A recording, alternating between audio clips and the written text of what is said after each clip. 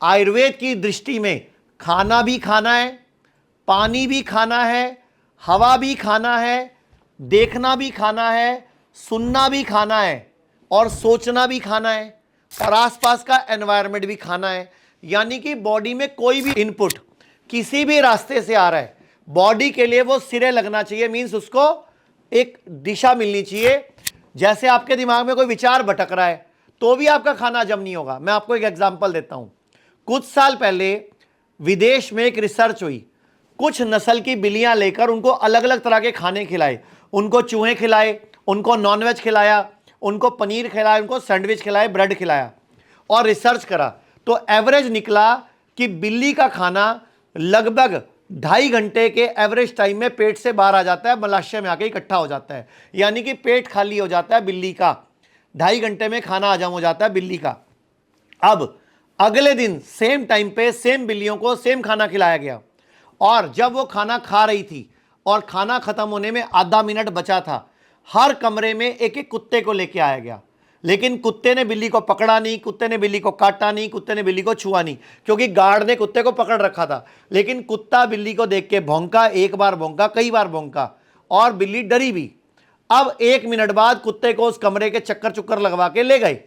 अब उस दिन बिल्ली की जांच की गई, बिल्ली का खाना 8 घंटे बाद हजम होना शुरू हुआ और बिल्ली की जब बॉडी की ब्लड के सैंपल लिए गए तो उसकी बॉडी में जो स्ट्रेस हार्मोन था वो 8 से 15 गुना ज्यादा पाया गया जितना नॉर्मल कंडीशन में रहता था।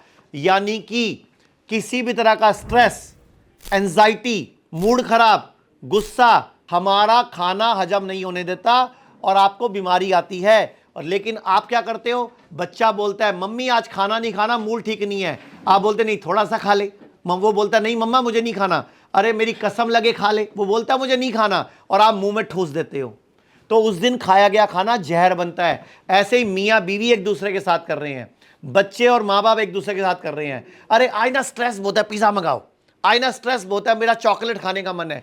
एक तो हमारे अंग्रेजों ने हमारे दिमाग में कचरा डाल दिया, स्ट्रेस आए तो डार्क चॉकलेट खाओ, तुम्हारा दिमाग खाओ, तुम्हारा सिर खा जाओ।